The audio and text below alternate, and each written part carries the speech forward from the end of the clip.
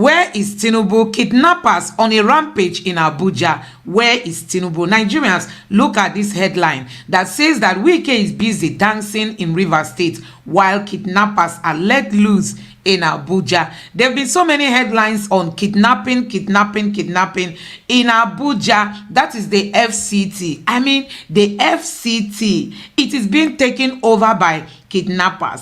Where are we heading to as a country? Take a look at this headline. Even Amnesty International is concerned about what is happening in Nigeria. So you can imagine if Peter Obi were to be the president of this country. Honestly, things must have changed long ago. Peter Obi is a man of action. Listen to what this ex-general said about Peter Obi. It will shock you. His Excellency Mr. Peter Obi in Onitsha, about 17 years ago as a commanding officer. Before he came to Onitsha to take over from Dr. Ngige, Chris Ngige, during the time of Chris Ngige, there was no Operation Mesa in the whole of Anambra State, for reasons best known to them then. But when he came, he took over. He drove straight to the barrack and asked. And when we briefed him, he now went back and Operation Mesa was restored a week later or thereabout. As at that time, it was like a no man's land in Onitsha. 33 you cannot go. Ogbaru you cannot go. Then talk less of the other areas. When it was restored, I was the officer in charge of the internal security operations. I was collocated with artillery regiment, but as a commanding officer, Lieutenant Colonel, I was in charge of the operations. Believe me, within 2 weeks or thereabout, everything was tackled. Onitsha became free. You couldn't go out. The police was sacked. And that was why I believe that after about 6 months to 1 year, the police actually acknowledged that Anambra was a peaceful, most peaceful state in the country as at that time. So that was where I knew him. And I saw the character of integrity. In short, for me, I was calling him Commissioner of Defense because he was in command and in control. He had the interest. And I said, this man, he does not allow the resources that comes to the military or whatever to pass through anybody straight. Our challenge was patrol vehicles, no mobility. In a sweep, when he said, what is the problem? He provided it immediately. Following his record, I have worked with His Excellency Mr. Peter Obi in Onitsha about 17 years ago as a commanding officer. So for those who keep saying, what did Peter Obi achieve in Anambra? What did Peter Obi achieve in Anambra? I want you to equally look at this video. Just listen for yourself so that you know that Peter Obi is not just being praised. He really worked for Anambra State. Federal allocation to the states are dropping. I want them to drop even further so that greedy politicians will not want to run for office and only the more credible ones will want to run. A perfect example of my hypothesis is Anambra State. Recently, I urged other states to learn how to diversify and be less reliant on oil, proceeds, and federal allocations. I said despite not having oil in commercial quantity, Anambra State did not seek the federal government bailout and the state still pays its workers on time. Furthermore, the state has made the best improvement in education because of its massive investments in that sector. After I made this statement, Anambra State further vindicated me by becoming the first and only Nigerian state that exports vegetables to Europe in commercial quantity. Presently, Anambra exports $5 million worth of vegetables to Europe. The profit from that venture goes directly to its own treasury. But the peculiar thing about Anambra is that it has one of the highest population densities in Nigeria and suffers from massive land erosion, leaving it with very little arable farmland. Now, if Anambra, with limited land, is exporting food to Europe, then larger states have no excuse for being dependent on federal government allocation. What is it that Anambra has that other states do not have? They have more land than Anambra. They have more people than Anambra. They have received more from the federal government than Anambra. I will tell you what Anambra has, and Anambra has good leadership. Followers find fault. Leaders find solution, while great leaders find both. Anambra is an example for what can happen if we quit blaming each other and start aiming at solutions. And that is why I want federal allocations to drop so that all states will attract the type of leadership that Anambra currently has. My name is Ben Murray Bruce, and I just want to make common sense.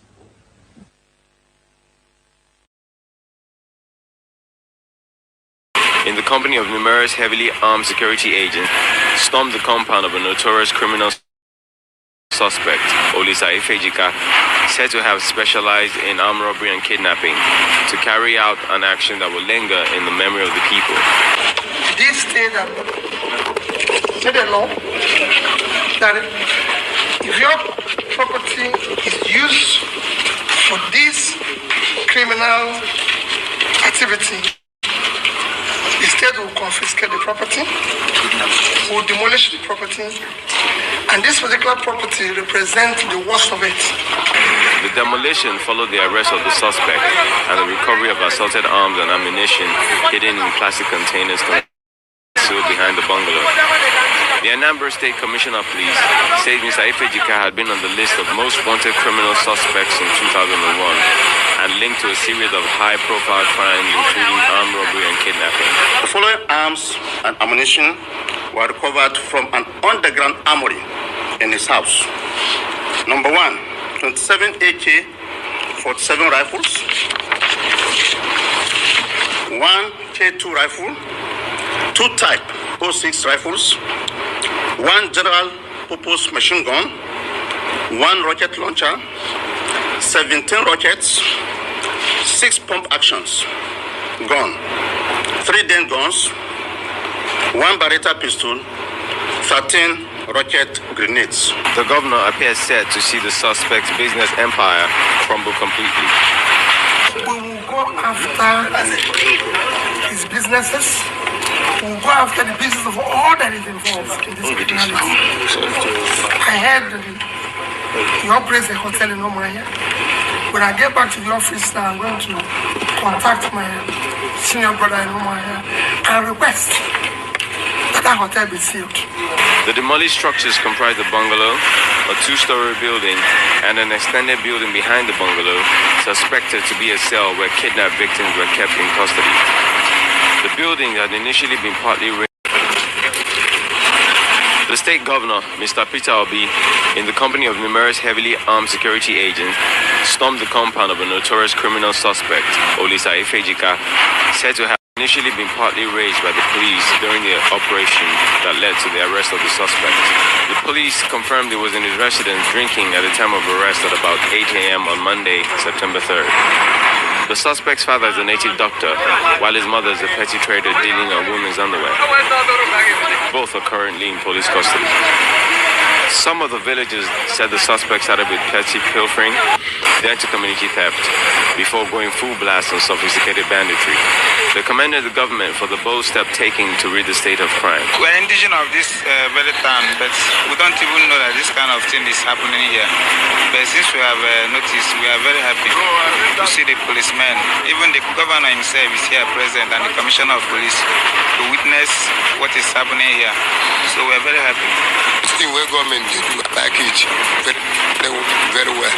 2 earth-moving machines were not enough to cool down the buildings, and then the excavator descended on the story building like the owner would on his victims, tearing apart the roof, pulling down the walls, and knocking down the stubborn beams.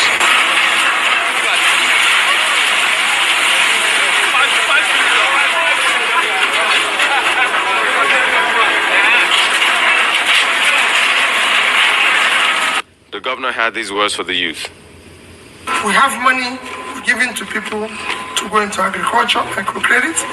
We have various forms of microcredit. SMEs are being given loans to Bank of Industry. We're doing everything possible to ensure, and there's so many things people can do. This state is lack of tilers, bricklayers, everything. And we're urging people to get into purposeful life. We can no longer continue this way of life. Advice also came from the State Commissioner for Youth and Sports while using the avenue to highlight government's efforts in championing youth affairs. Youths have to come out of their shelves. They should stop going to look at people who have made it. They should look at what reasonable things to do for themselves. You'll be able to engage yourself in something serious. If you are hardworking, you must get something to do. We have a lot of programs for the youths to learn trade.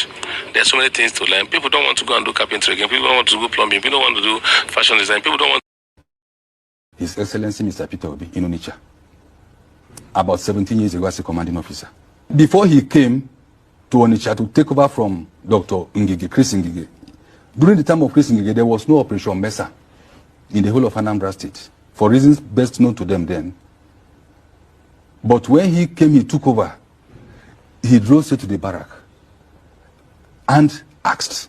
And when we briefed him, he now went back and Operation Mesa was restored a week later or thereabout.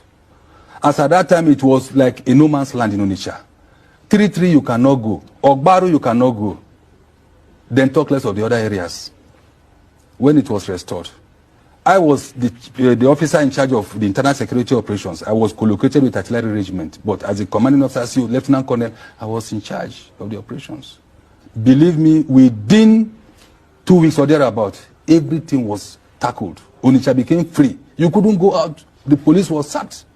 And that was why I believe that after about 6 months to 1 year, the police actually acknowledged that Anambra was a peaceful, most peaceful state in the country as at that time. So that was where I knew him. And I saw the character of integrity. In short, for me, I was calling him Commissioner of Defense because he was in command and in control. He had the interest. And I said, this man, he does not allow the resources that comes to the military or whatever to pass through anybody straight. Our challenge was patrol vehicles, no mobility. In a sweep, when he said, what is the problem? He provided it immediately. Following his record, I have worked with His Excellency Mr. Peter Obi in Onitsha about 17 years ago as a commanding officer. So guys, you can imagine if Peter Obi was to be the president of Nigeria, if Peter Obi was in charge of this nation, honestly, all these headlines that has to do with insecurity, you won't be hearing it because Peter Obi took a very bold step. Even in Anambra State, he demolished the houses of, kidnappers and all that without any fear. Peter Obi is a man of action. But look at the government we are having currently. The headlines are there and it appears we don't even have a commander-in-chief. I mean, nobody is marshalling orders, to all these security agent chiefs. Nobody is talking. And that is why Nigerians are the one paying through their noses. And the new trend is that these bandits, they are good at demanding very huge amounts of money. They talk in millions. These are people that never went to school. Some of them never went to even primary school. But today they mention millions of naira and Nigerians are forced to pay. If you don't pay, your life is gone. And you can imagine, even after demanding for 60 million, they still went ahead to kill one of the people in their hands. So guys, you can see the kind of nation we are into, and that is why we are calling for a new Nigeria. We need a new Nigeria we all can be proud of. This country is becoming something else. So if you're a patriotic Nigerian, you have to learn your voice in calling for a new Nigeria, because we know a new Nigeria is possible. A Nigeria we all can be proud of. Let me know what you think about this in the comment section below.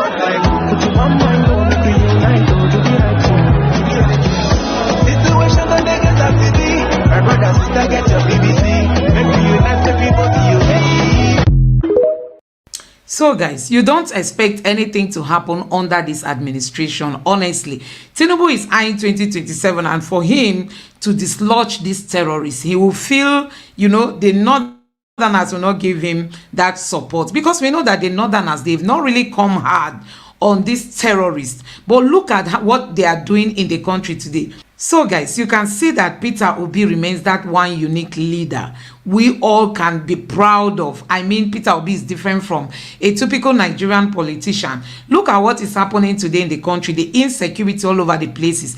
But do you know what? This administration is not doing anything because they want to protect their political interests. They are interested in coming back in 2027. So they don't really want to do things, you know, in a different way, so that possibly they are afraid the Northerners may not vote for them. So you can imagine where the interests of these politicians are more important to them than the interests of the Nigerian people. You can see the headlines. It's all over the places. I mean, banditry everywhere, terrorism everywhere. And it's as if we don't even have a government in town. We don't have anybody as the commander-in-chief. That is the kind of nation that you have when you have corrupt leaders who are just after their own interests. And that is why we keep saying we can't wait to have people like Peter Obi. Nigeria must return to its path to glory. Nigeria must return to its path to success, because, you know, we must be proud of this nation. So guys, that is it. You can see even Amnesty International is equally concerned about what is happening in Nigeria, because as it stands now, it is getting out of hand. People are meant to pay through their noses. You know, I told you guys that about 6 to 7 NYC members, you know, I mean, Nigerians who were going to serve in Zamfara State were kidnapped. Up to today, they are still in their captors' hand. Nobody has gone to pay for their ransom. And I tell you, this government is not even behaving as if anything like that happened. And these are the things you should look at and make up your mind and say 2027, we must retire these politicians. Let me know what you think about this. Please don't forget to subscribe to my channel, turn on the notification bell. Please give this video a like so that YouTube can recommend it to others. Thank you.